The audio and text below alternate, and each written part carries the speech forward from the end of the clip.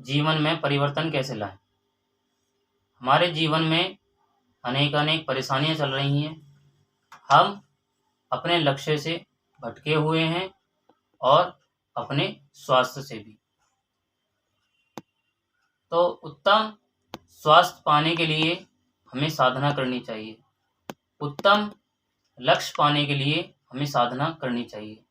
अगर आप चाहते हैं कि आपको एक उत्तम स्वास्थ्य मिले और एक उत्तम लक्ष्य मिले तो आप साधना करें।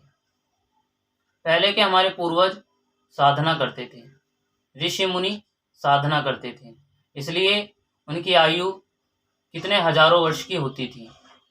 और हमारे पूर्वज साधना करते थे तो इसलिए उनकी आयु भी 100 वर्ष से ऊपर होती थी। आज के समय में हम साधना को नहीं जानते हैं और साधना नहीं करते हैं, इसलिए कम ही आयु में मृत्यु को प्राप्त होते हैं। हमें अपने शरीर के अंदर जो दिव्य शक्तियां हैं उन्हें पहचानना चाहिए और उसको पहचान सकते हैं साधना के द्वारा। अगर आप एक डॉक्टर बनना चाहते हैं या इंजीनियर बनना चाहते हैं या मैकेनिक बनना चाहते हैं या डेवलपर बनना चाहते हैं या उससे भी अधिक ऊंचाइयों तक आप जाना चाहते हैं, एक दिव्य पुरुष बनना चाहते हैं, एक अच्छे व्यक्ति बनना चाहते हैं, तो आप अपने जीवन में साधना को अवश्य लेके आएं। प्रतिदिन बस इतना करना होगा कि आपको 10 से 15 मिनट आप एक आसन लीजिए, ऊनी आसन। उस आसन को बिछाइए और उस पर बैठ जाइए। आपको कोई विचार करने की आवश्यकता नहीं है। उस पर बैठ करके आंख बंद करके 15 से 20 मिनट बस आप अपने जो भी इष्ट हैं, गुरु हैं या आप किसी भगवान को बहुत मानते हैं तो आप उन पर फोकस कीजिए। तो आप 15 से 20 दिन कीजिए तो आप देखोगे कि आपके जीवन में परिवर्तन आना शुरू हो जाएगा। और जब परिवर्तन आ जाए तो आप मुझे कमेंट में अवश्य बताना कि आपके जीवन में कोई परिवर्तन आता है या नहीं आता। मेरे जितने भी शिष्य हैं मैं उनको साधना के द्वारा उनके जीवन में परिवर्तन करवाता हूँ। उनके जीवन में अनेक परिवर्तन हुए हैं, जैसे स्वास्थ्य को लेकर, धन से लेकर और एक लक्ष्य है।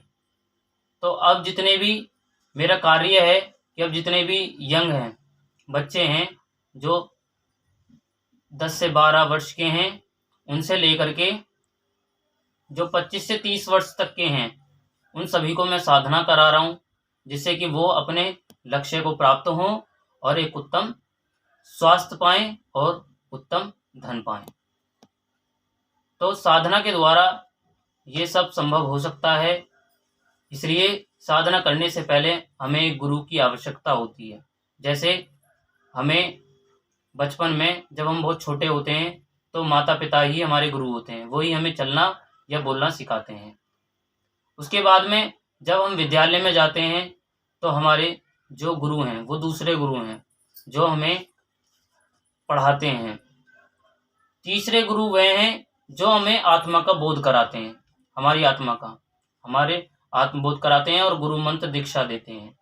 तो वो हमारे तीसरे गुरु हैं जो हमारे शरीर में सोई हुई शक्तियों को जगाते हैं, उनको गुरु कहते हैं। तो इसलिए यदि आप अपने जीवन को स्वास्थ्य में बनाना चाहते हैं, धन में बनाना चाहते हैं और एक उत्तम लक्ष्य चाहते हैं, तो अपने जीवन में किसी भी एक को आप गुरु बनाएं। चाहे आप माता को गुरु बनाएं, चाहे पिता को गुरु बनाएं, चाहे आपके अपने बड़े हैं उनको ही गुरु क्यों ना बनाएं, या आप हमसे भी जो है जुड़ सकते हैं और हमारे द्वारा साधना करके अपने जीवन को एक आनंदमय जीवन बना सकते हैं।